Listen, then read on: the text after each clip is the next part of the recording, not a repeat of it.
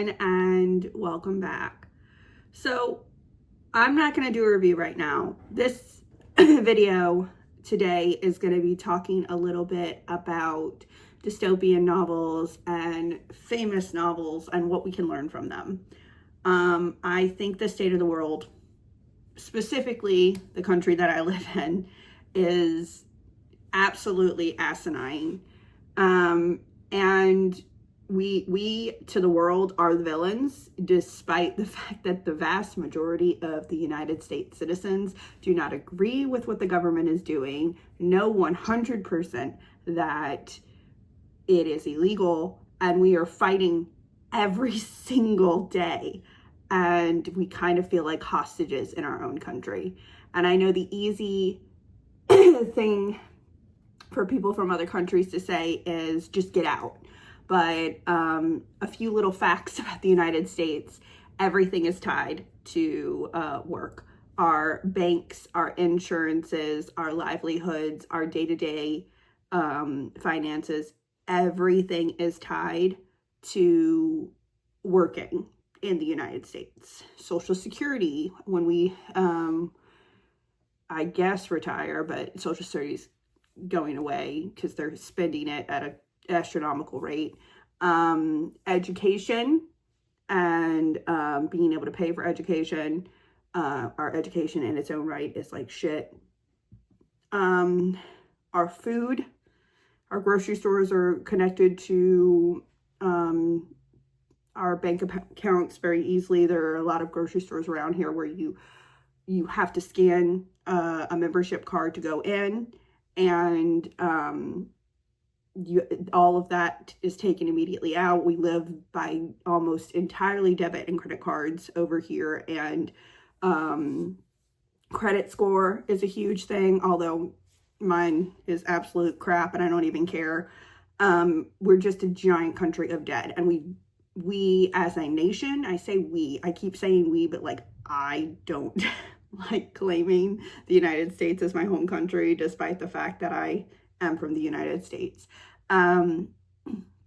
That being said, it's a lot more difficult. My personal family lives penny to penny. Like every single paycheck, I'm trying to figure out when I can pay what.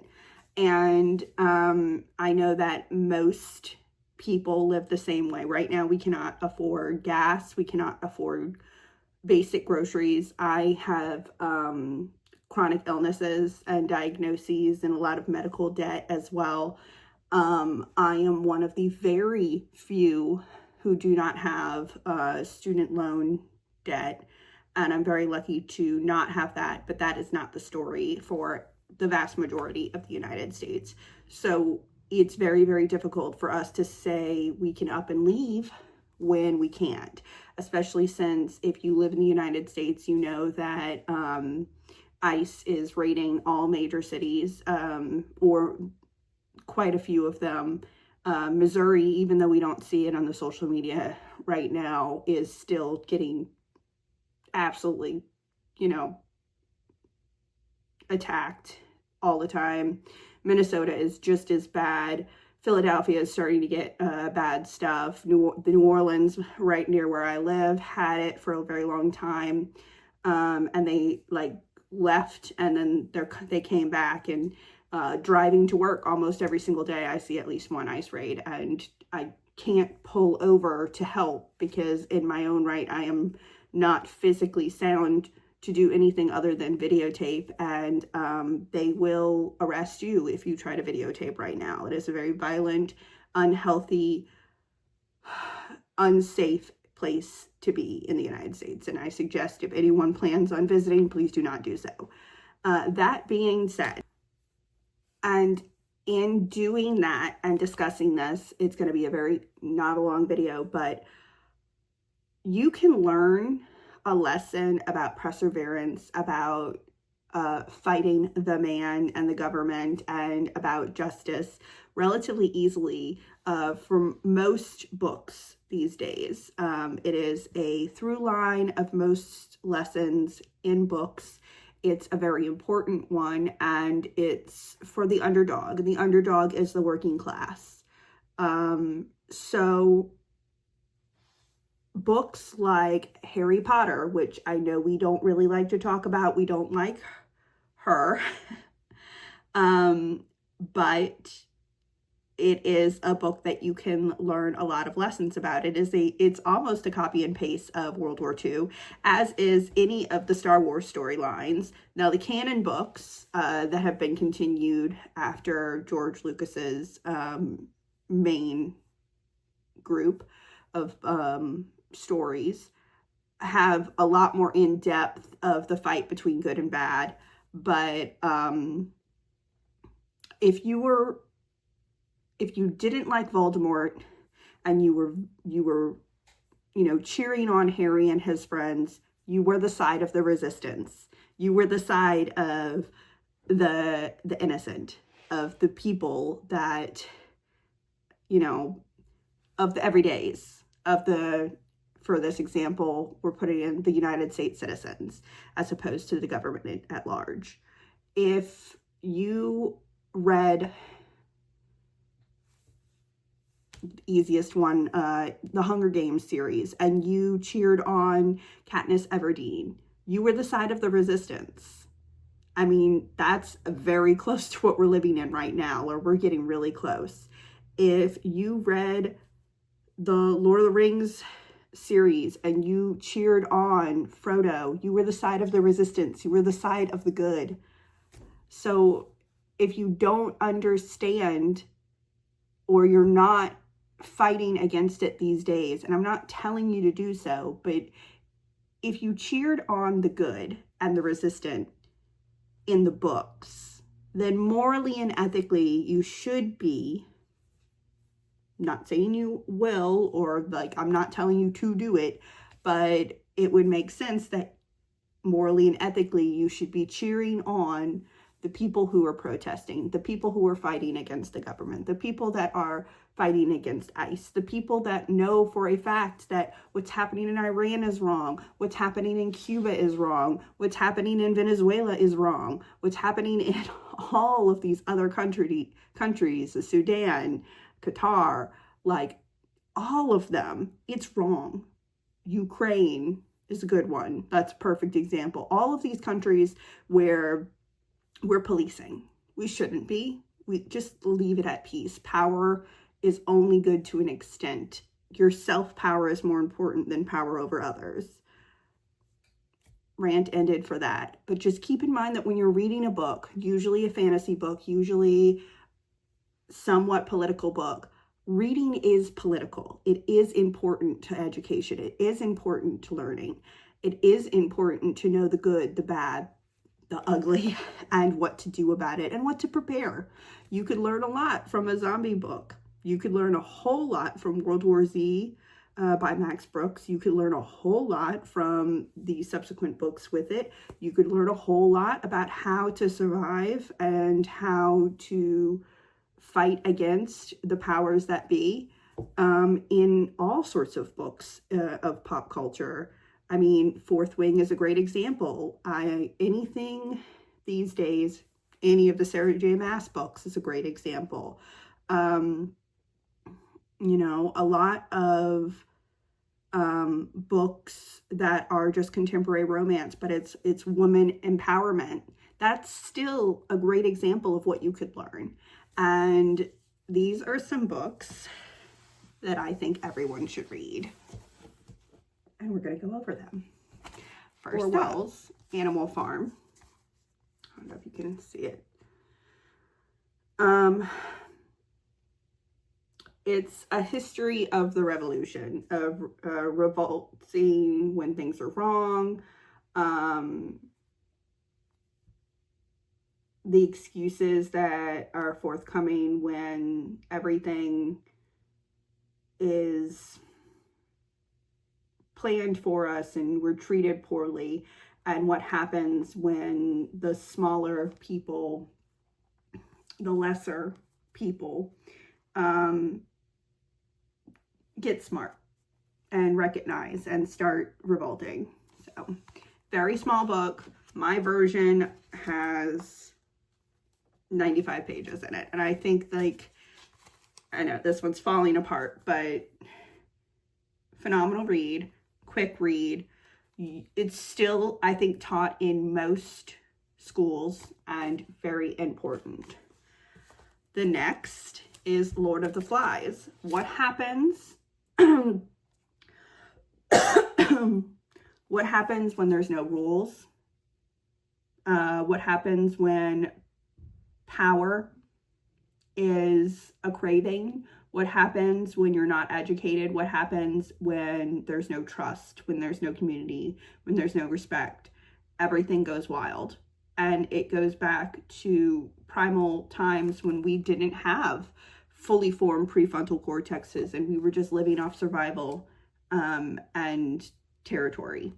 And it's really funny because I don't think this situation would happen, or it might happen, but probably not as extreme if this was about a whole bunch of girls living on an island. I think there would be a lot more community and working with each other. And I think they actually did an experiment way back when about that.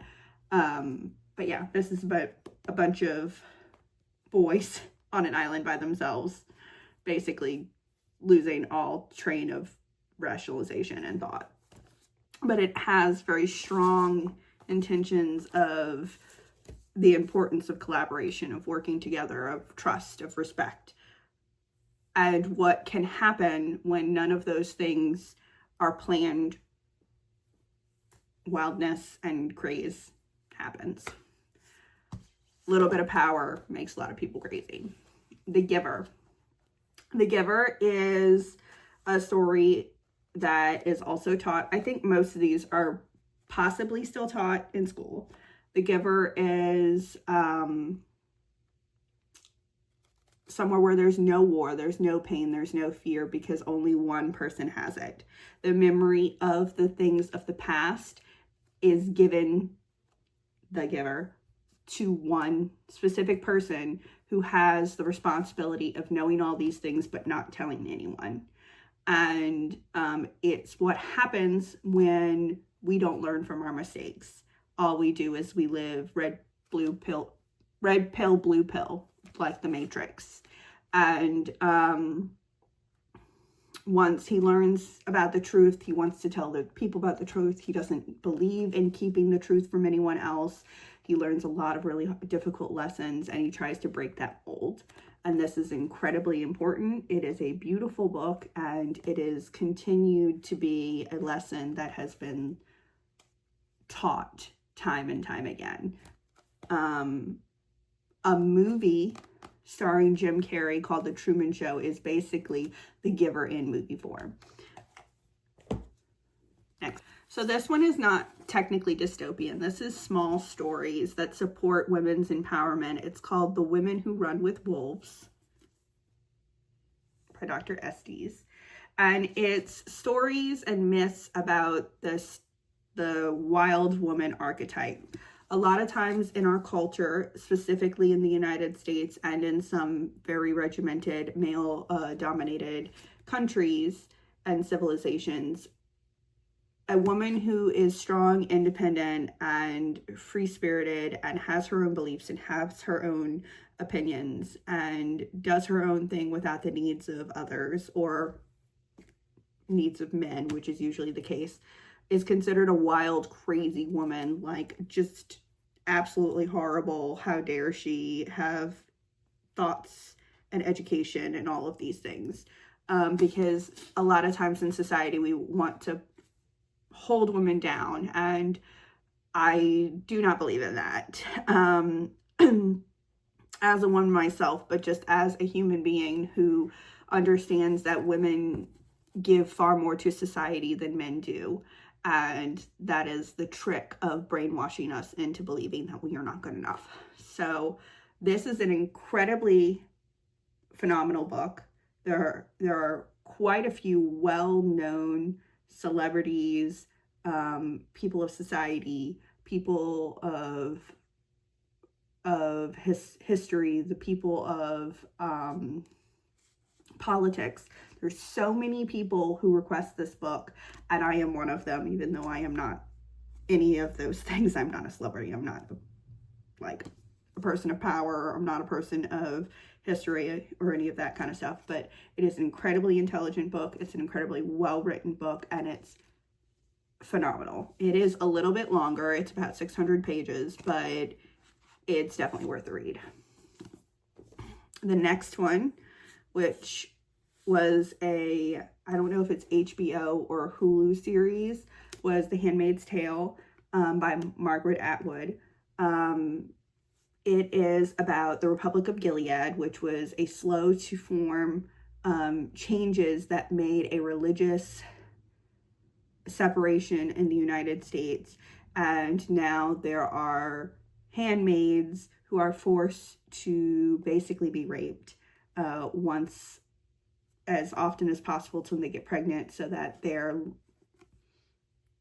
officers, commanders, can continue to produce. And it is very regimented. It is very backward thinking, but it is unfortunately very, very close to the Project 2025, and now Project 2026, and then Project 2027, and however many Project 2020s they're gonna do.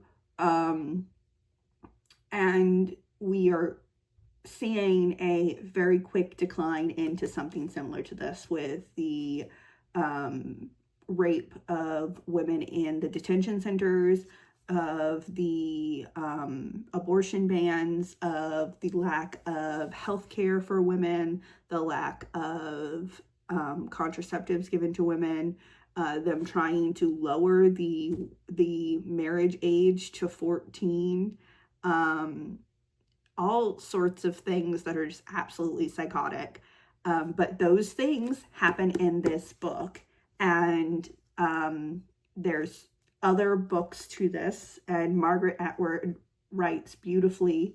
She even comes to say that there are things in history that she took from different countries, different things that happened in history, and she put them all in one book to form this thing. And she's also been outspoken to say that this is not a guide. The United States, this is not a guide. This is a warning. This is what should not reoccur altogether in one civilization, because the civilization would be absolutely horrendous. And we are seeing that happen. And this is a phenomenal book.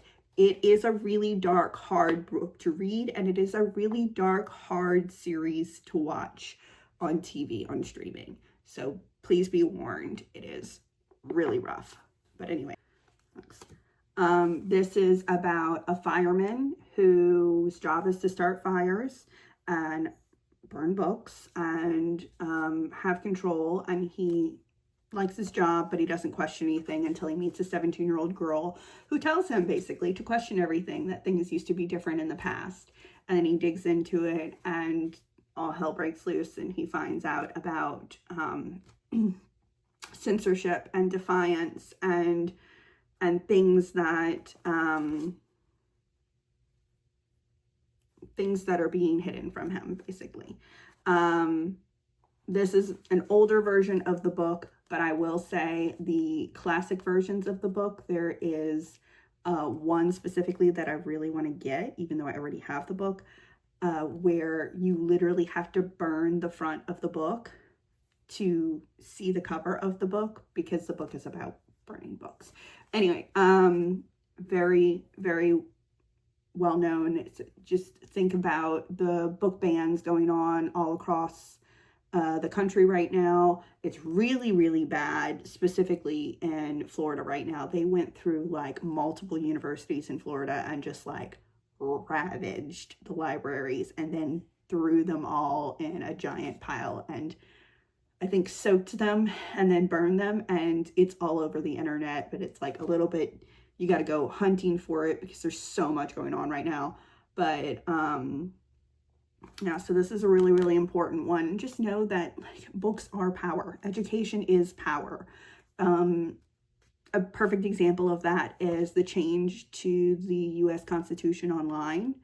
I have a physical version of the U.S. Constitution, and I have proof that those things that they erased online is still there. Even though they take it off the internet, it's still going to be there. Honestly, I don't have it in this pile, but U.S. Constitution, if you're a United States citizen, might be a good thing to go reread it. That's a really important one too. Don't have it in my pile, but you know, might be a great one. Next is George Orwell's 1984. Ironic that we're talking about this book still, and it's 2026. It was written in 1949 about the negative utopia, the utopia of brother is watching and you are controlled, and what you don't know, you don't know. It's about imagery and convincing the powers that be, convincing you that the world is how it's always been, and that's for the best for you to follow all the rules. And it's also a really hard book to get through. Some of the parts you just feel like a little bit of a conspiracy theorist, but I mean, 2026 is, everyone who is a conspiracy theorist has been proven right time and time again, like nonstop. And so you guys are having a really rough year, conspiracy theorists. Because, you know, sometimes they don't want to be right. They want to be believed, but they don't want to be right. And I get it. It's rough. But, you know, now you know to trust them. So this is a really, really good one. It's very well known. It's very important. I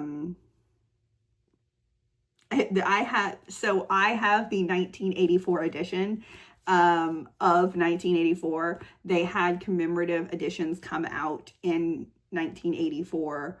And there's like a little part in the back of the book that like expresses like how much of this has actually come true, and what they expect to continue to come true, and like warnings about it. And it's very, very interesting. It's The Diary of a Young Girl by Anne Frank. If you don't know about the book, I suggest you go get yourself a copy. Please go to thriftbooks.com. They're having a huge mass market sale right now. This is not a sponsorship, but I'll put the thing down at the bottom in the description. I am a large proponent of thriftbooks.com, but this is about in 1942 when Anne and her family are hiding in the attic and the Nazis are invading. And I'm not going to spoil it for anybody who hasn't read, but this, again, during Nazi invasions. Okay, so it's not easy. Another book similar to this that is a little bit happier of an ending is We Were the Lucky Ones. I don't remember who wrote We Were the Lucky Ones, but it is a TV show as well on, I think, Hulu or Disney Plus, and it is a very important deep dive into not just Germans, not just Jews, but also how Poland was treated in that process, because they were basically eviscerated, and the fights of Nazism and fascism and everything that happened around there in other countries such as like Morocco and France. And it's an inside look of just specifically a family and how they survived when they were all separated. But Anne Frank, she's known, she's well known, and she should always be known. She is an important lesson to the rest of the world. The next one is a little harder to come by. It's an older version and it's probably a little out of date. My poor book is just absolutely worn out. I get a lot of books free. This one looks like it's on its deathbed, but I will get another version. This is The History of the World, From the Dawn of Humanity to Modern Age. Now, keep in mind, this book, I think, is from like, I don't know, like, yeah, this is 2011. So we're missing a decade and then some out of this book, but it is starting from dawn of time, from all the metamorphosis of humans as with primation and with water creatures and organisms, to dinosaurs, to Rome, Italy, Renaissance, medieval, Crusades, British invasion, Spanish Inquisition, Iranian and Afghan wars, Russian culturalism, civilizations of growth. It's all of these things from and how we have grown and learned, and controls of powers, wars, and the importance and historical lessons we can learn from each one of them. Phenomenal read. Very, very good book. I suggest it to everyone. Maybe get the updated version. Mine, again, is quite old. You know, at least about 15 years. But really, really good. And I'm just going to read you the back of it because there's so much involved in this, and I don't exactly in my brain know how to explain it without spoiling it. But when global climate change and economic crises lead to social chaos in the early 2020s, California becomes full of dangers, from pervasive water shortage to masses of vagabonds who will do anything to live to see another day.